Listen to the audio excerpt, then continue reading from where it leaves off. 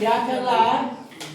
जैव प्रक्रम दिखाई दे रहा है ना यहाँ तक उसमें इसमें ना अब दिखा दो सर जी ना जैव प्रक्रम तो नीचे लिखिए हाँ ये सर यार परि- ना है जगह पे लाइक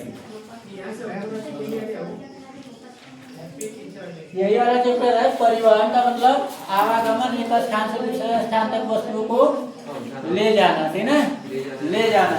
तो इसमें परिवहन में आता है परिसंचरण तंत्र। क्या आता है? परिसंचरण तंत्र। परिसंचरण तंत्र, ठीक ना। देखिए जीवों के शरीर में उनके आवश्यकता अनुसार पदार्थों का आवागमन या परिवहन बहुत ही आवश्यक होता है, बहुत ही आवश्यक होता है। इन पदार्थों के लिए हमारे शरीर में एक तंत्र पाया जाता है जिसे परिसंचरण तंत्र बोला जाता है। क्या यह कितने प्रकार का बताया? देखो 2 प्रकार का। कौन कौन? एक था खुला परिसंचरण तंत्र, एक था दूसर का बंद परिसंचरण तंत्र।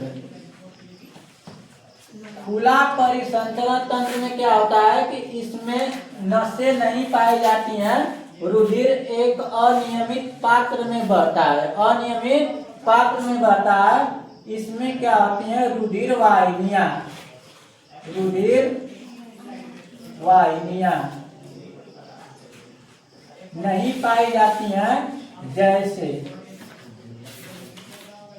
जैसे कण खजूरा, कण खजूरा, कण खजूरा सुने ना आप लोग? गोजर, है ना, उसी को बोला जाता है ना, कण खजूरा गोजर को। बिच्छू सुने?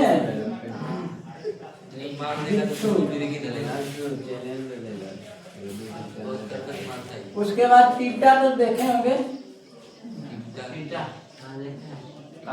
है ना, हीलर,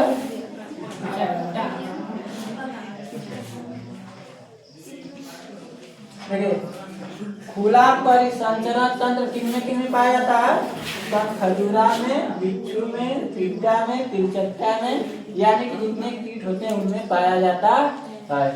और बंद परिसंचरण तंत्र क्या होता है? एक रुधिर वाहिनी होती है इसके लिए। क्या होती है? रुधिर वाहिनियों में बहता है, यानी कि नसों में बहता है। यह किसमें बहता है? नसों में, ठीक ना।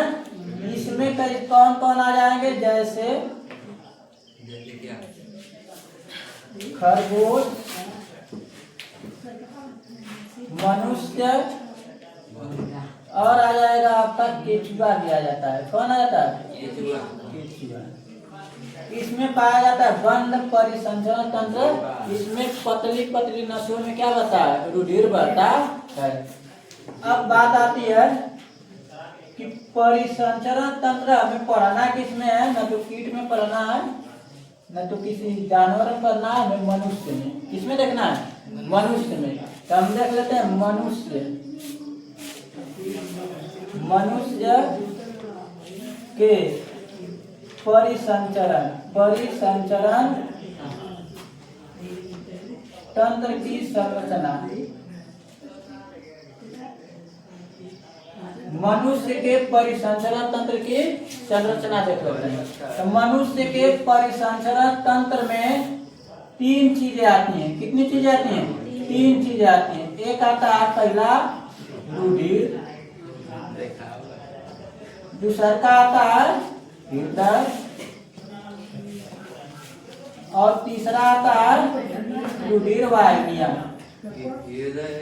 रुधिर वाहिनियां, है ना। इनके बारे में बारी बारी से देखेंगे। पहले किसके बारे में देखेंगे?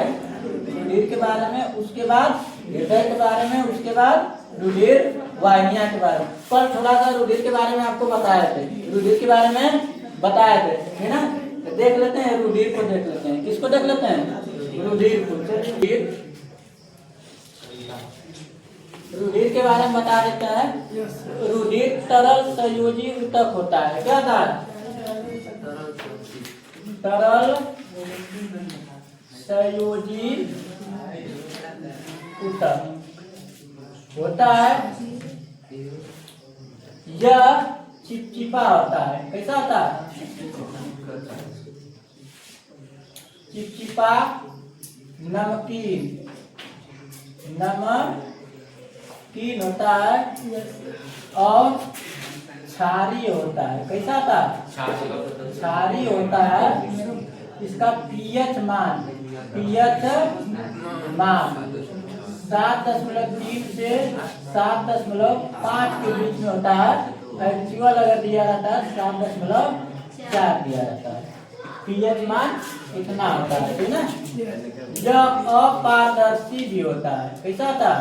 अपारदर्शी होता है। कैसा होता है? रुधिर अपारदर्शी होता है, ठीक ना। यह एक सामान्य पुरुष जिसका वजन 70 केजी है, 70 केजी वाले मनुष्य में 5 से 6 लीटर होता है। कितना था? 5 से 6 लीटर होता है रुधिर। महिलाओं में थोड़ा सा कम होता है। महिलाओं में क्या होता है? थोड़ा सा कम होता है। ठीक, तो ये हो गया रुधिर के बारे में। किसके बारे में हो गया? रुधिर के बारे में। और एक बात और पूछ देता है, इसका निर्माण कहाँ से होता है ना। इसकी उत्पत्ति कहाँ से होती है? तो भ्रूण के मध्य जनन स्तर से होता है। रुधिर का निर्माण कहाँ से होता है? भ्रूण के मध्य जनन स्तर से होता है। याद रखिएगा, मध्य जनन स्तर जिनको नहीं समझ में आ रहा है तो समझा दे रहे हैं थोड़ा सा, ठीक है। मध्य जनन स्तर होता क्या है? एक बात मुझे बताइए, सभी का निर्माण हमारे माता पिता से हुआ है।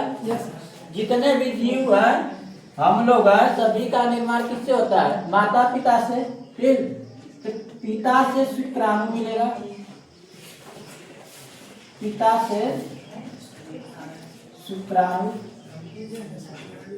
और माता से सभी का निर्माण हुआ है। कोई हंसने वाली बात है नहीं इसमें, ठीक है।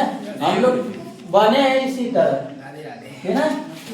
अंडाणु पहले शुक्राणु और अंडाणु के रूप में रहे होंगे, उसके बाद इनका निषेचन होता है। कौन सी क्रिया होती है? निषेचन। जब दोनों मिलते हैं तो उसे निषेचन बोला जाता है। निषेचन के बाद युग्मनज बनता है। युग्मनज।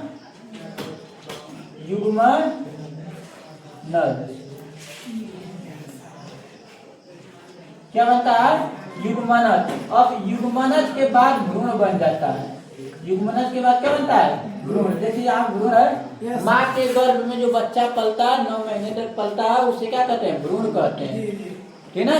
उसे भ्रूण बोला जाता है। जब निषेचन की क्रिया होती है, युग्मनज बनता है, तो उस समय क्या होता है कि पहले जब मिलते हैं अंडाणु और शुक्राणु, जब मिलते हैं तो एक कोशिकीय जीव बन जाता है। कैसा बन जाता है? एक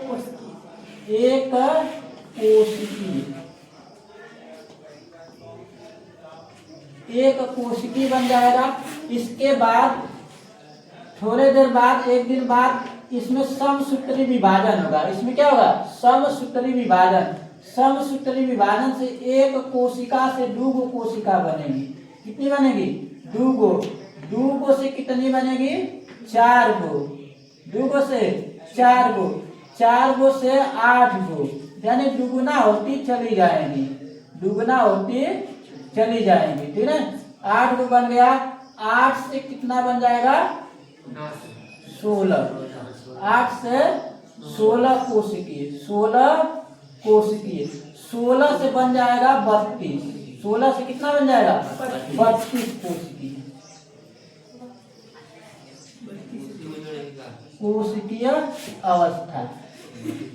32 कोशिकीय अवस्था, है ना। कितना बन जाएगा? 32 कोशिकीय। जिस समय भ्रूण माँ के गर्भ में, जिस समय भ्रूण 32 कोशिकीय अवस्था में रहता है, उसी समय उसके ऊपर 3 गो आवरण बनता है। कितना आवरण बनता है? 3 आवरण। इस 32 कोशिकीय अवस्था को कोरक पुटी बोला जाता है। क्या बोला जाता है? कोरक पुटी बोला जाता है। इस कोरक पुटी में जब 16 कोशिकीय अवस्था रहता है, 32 कोशिकीय अवस्था रहता है, तो इसमें 3 गो आवरण बनते हैं। कितने आवरण बनते हैं? 1, 2 और 3 आवरण बनते हैं। कितने आवरण बन गए? 3 गो आवरण बन गया। तो पहला वाला को कहेंगे बाह्य स्तर, बाह्य जनन स्तर। दूसरका वाला को बोलेंगे मध्य जनन स्तर और तीसरका को बोलेंगे अंतर जनन स्तर, है ना।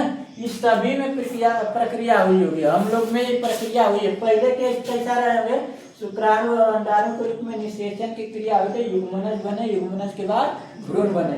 तो भ्रूण बनने से पहले, भ्रूण बनने से पहले जब युग्मनज का विकास होता है तो वह पहले 1 कोश की रहता है। 1 कोश की समसूत्री विभाजन होगा तो 2 कोश की 2 से 4, 4 से 8, 8 से 16, 16 से 32 कोश की अवस्था में हो जाएगा जब भ्रूण। तो इसे कहा जाता है कोरक पुटी। कोरक पुटी अवस्था में 3 गो आवरण बनते हैं। कितने आवरण बनते हैं? 3 गो आवरण।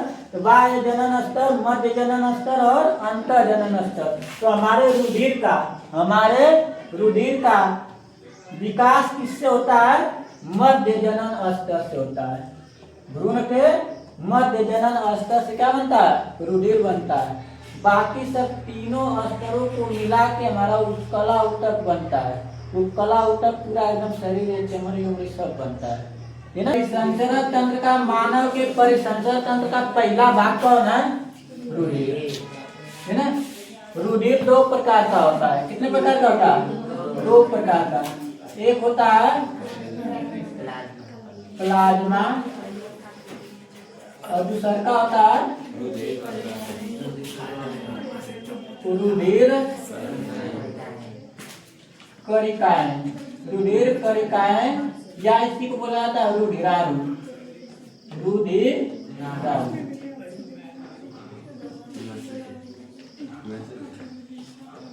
है ना।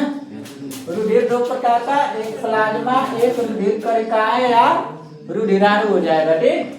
रुधिराणु कितने प्रकार के हो जाएंगे? 3 प्रकार के। रुधिराणु 3 प्रकार के लिख लेते हैं यहाँ पे। एक होता है लाल रुधिराणु, इसे कहा जाता है RBC।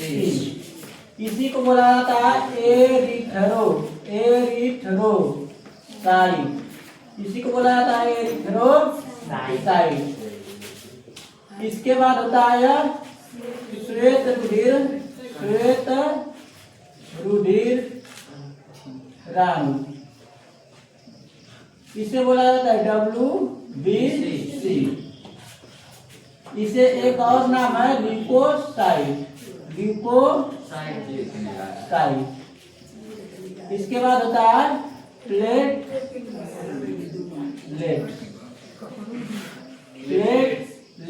ठीक है। इसे बोला जाता है बिम्बाणु। इसी को बोला जाता है थ्रोम्बोसाइट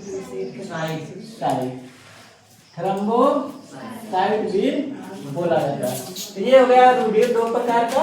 प्लाज्मा, रुधिर कणिकाएं या रुधिराणु बोला जाता है।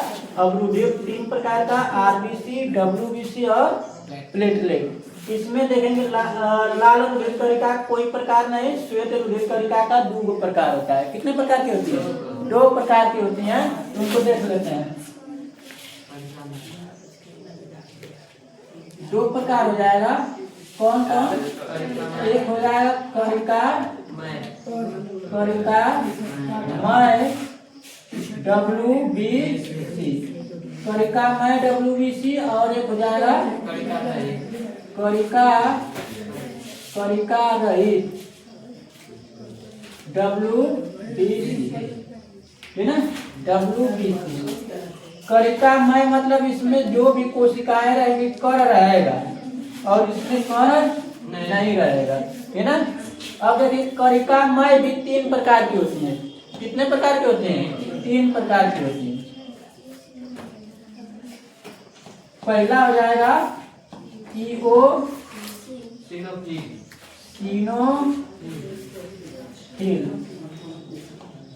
दूसरा का हो जाएगा बेसोफिल, और तीसरा हो जाएगा न्यूट्रोफिल। आगे करिका रहित में देखेंगे तो ये 2 प्रकार की। कितने प्रकार की? 2 प्रकार की।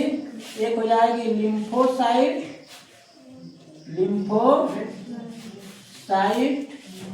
दिखाई देता है जी, और आपको दिखाई दे रहा होगा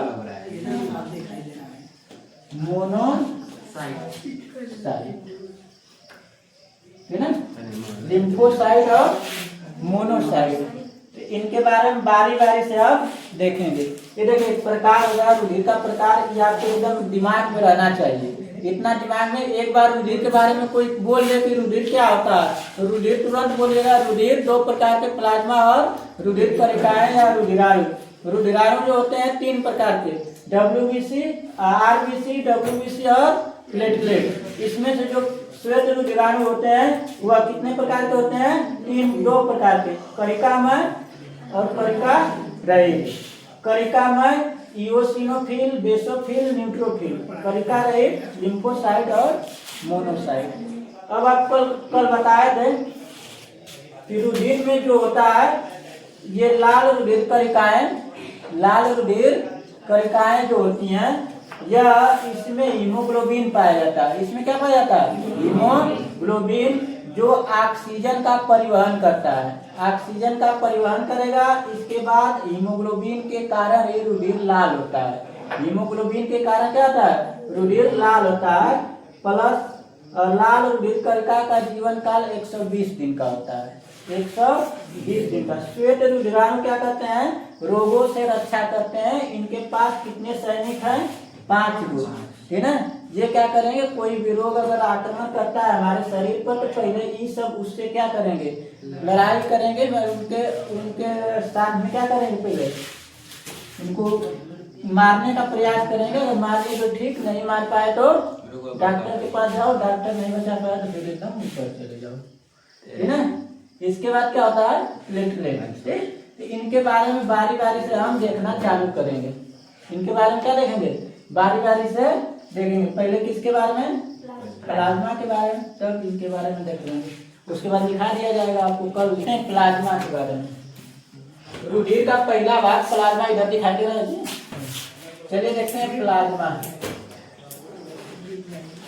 रुधिर का पहला भाग क्या है? प्लाज्मा है ना। यह रुधिर का जो रुधिर है उसका 55% भाग बनाता है। कितना बनाता है? 55% भाग बनाता है, जिसमें 90% जल होता है। 90% जल होता है और 10% कार्बनिक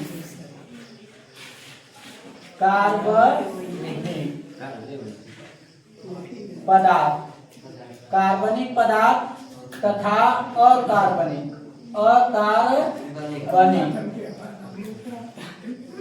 पदार्थ होते हैं। यह प्लाज्मा रुधिर का 55% भाग बनाता है, जिसमें 90% जल और 10% क्या होता है? कार्बनिक पदार्थ और अकार्बनिक पदार्थ होता है। इसे रुधिर का निर्जीव भाग कहते हैं। रुधिर का निर्जीव भाग कौन है? प्लाज्मा। निर्जीव भाग रुधिर का कौन है? प्लाज्मा। प्लाज्मा रुधिर का निर्जीव भाग कहलाता है। ठीक, यह क्या करता है? 55% भाग बनाता है। इसमें 90% जल और 10% क्या होते हैं? कार्बनिक तथा अकार्बनिक पदार्थ होते हैं। देख लेते हैं कार्बनिक पदार्थ में कौन कौन आ जाते हैं। कार्बनिक पदार्थ में कौन कौन आ जाते हैं?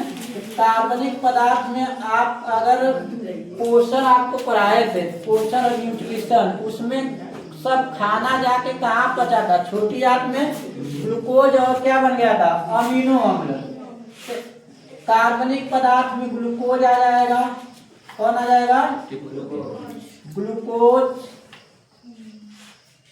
अमीनो अम्ल, अमीनो अम्ल, वसीय अम्ल, वसीय अम्ल, और आ जाएगा विटामिन, विटामिन, हार्मोन, और आ जाएगा सबसे महत्वपूर्ण प्रोटीन। क्या आएगा, प्रोटीन। प्रोटीन में दो चीजें इसमें आती हैं, एक प्रोटीन का नाम होता है हिपैरिन। क्या नाम होता है, हिपैरिन। ये किसमें पाया जाता है, प्लाज्मा में। और हिपैरिन का निर्माण करता कौन है, यकृत करता है। यकृत जब पढ़ा रहे थे तो बताया थे, हिपैरिन का निर्माण कौन करता है, यकृत। हिपैरिन नसों में रुधिर को जमने नहीं देता है। हिपैरिन क्या करता है, नसों में रुधिर को जमने नहीं देता है। यह एक प्रकार का क्या है, प्रोटीन है, एक प्रकार का प्रोटीन है जिसका निर्माण यकृत करता है। यह नसों में रुधिर को जमने नहीं देता है। और एक प्रोटीन और पाई जाती है, प्रोथाम्बिन, प्रोथाम्बिन,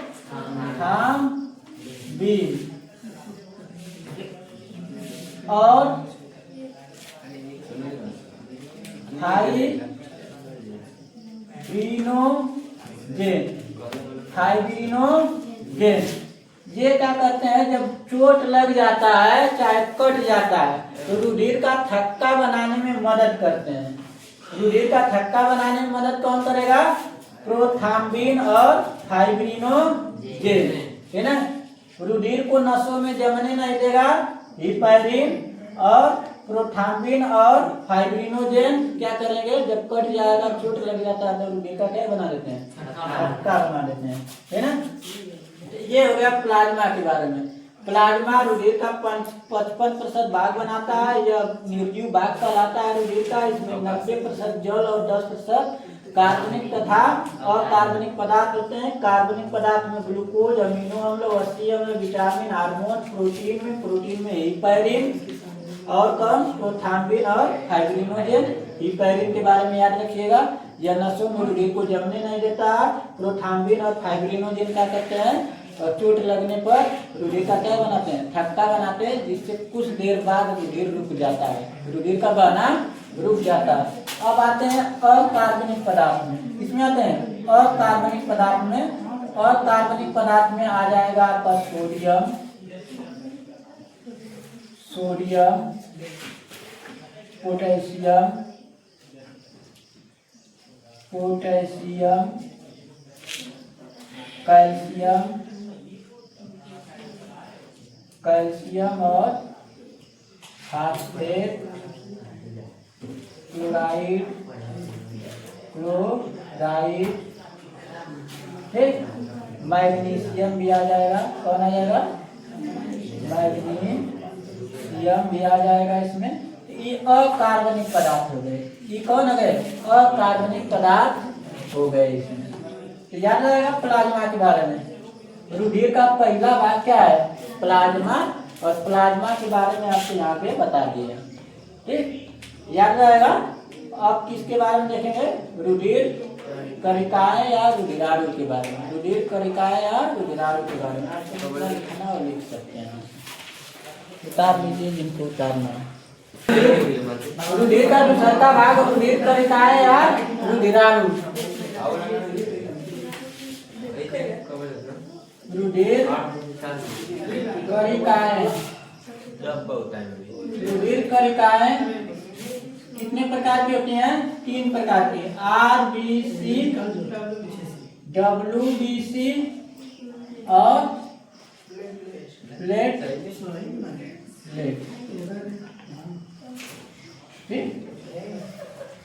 रुधिर करिकाएं हमारे रुधिर का 45% भाग बनाती है।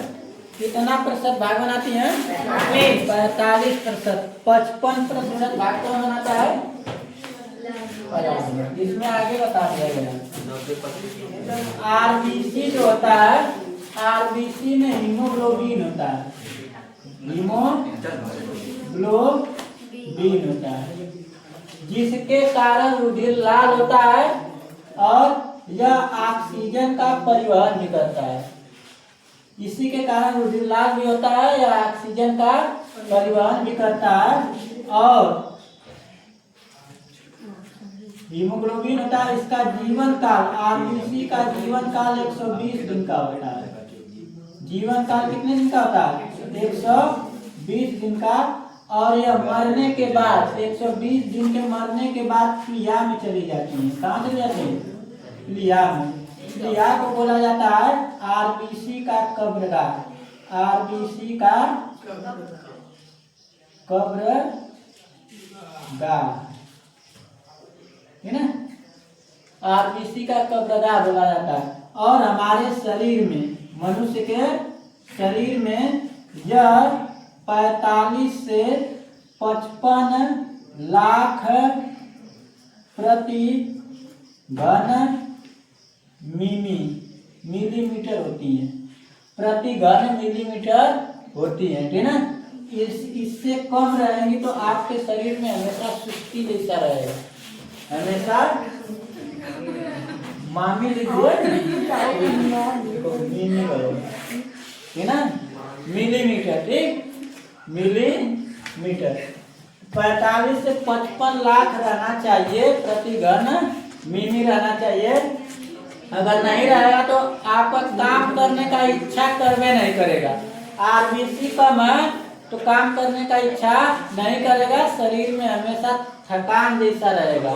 यहाँ पे आरबीसी को सही करना है तो डॉक्टर के पास जाओगे तो आयरन का गोली दे देता है, काजू टिकिया, तो खा पी लेते हो, खाना पीना खा लोगे तो सही हो जाओगे, है ना।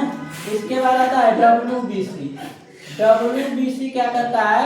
यह रोगों से रक्षा करता है, रोगों से रक्षा करेगा, यानी कि हमारे शरीर का प्रतिरक्षा तंत्र बनाएगा। क्या बनाएगा? प्रतिरक्षा तंत्र बनाएगा। और प्रतिरक्षा तंत्र में यह कितने सैनिक अपने पास रखा रहता है? 5। वैसे 2 प्रकार का होता है लेकिन 5 को रखे रहता है। कौन कौन? पहला होता है इओसिनोफिल, यह हमारे शरीर में एलर्जी के खिलाफ प्रतिरक्षा तंत्र बनाता है। किसके खिलाफ? एलर्जी के खिलाफ।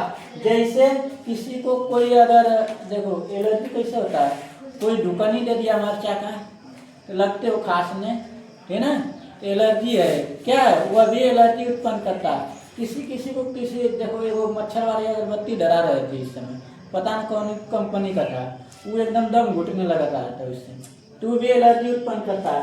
कभी कभी फूलों के जो पराग कण होते हैं वह हमारे शरीर में श्वसन, सांस लेते समय चले जाते हैं तो एलर्जी हो जाती है, जिससे किसी चीज़ से नहीं ऊब जाते हैं हम, मतलब घबराहट होने लगती है। तो एलर्जी के खिलाफ यह लड़ाई करता है। किसके खिलाफ?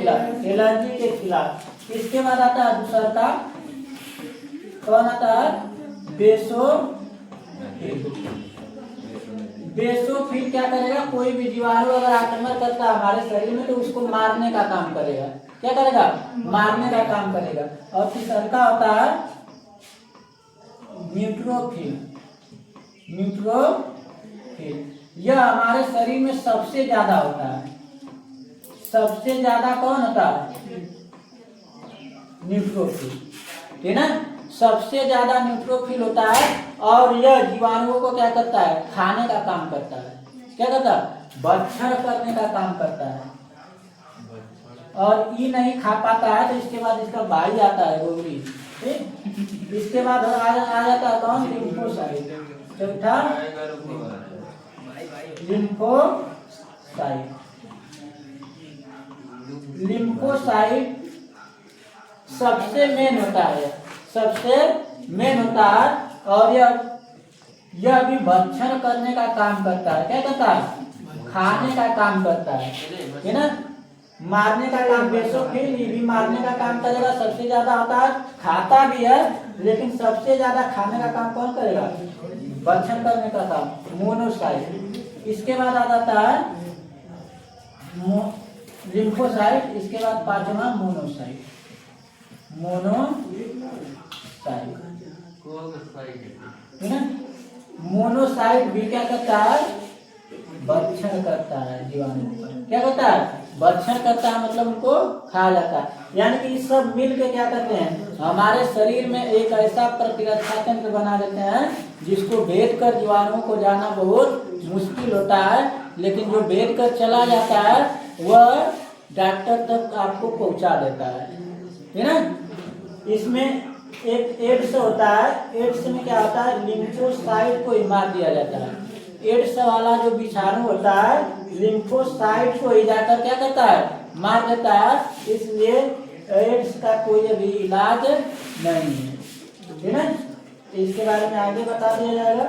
और प्लेटलेट और इसकी संख्या नहीं अभी बता रहे प्रति घन मिमी, प्रति घन मिमी होता है ना। इसका जीवन काल 1 से 2 दिन होता है, 1 से 2 दिन। मतलब WBC 1 से 2 दिन में क्या होगी, मर जाएगी। WBC 1 से 2 दिन में काम खत्म हो जाएगा। इतना आज के लिए रहने देते हैं, बाकी सब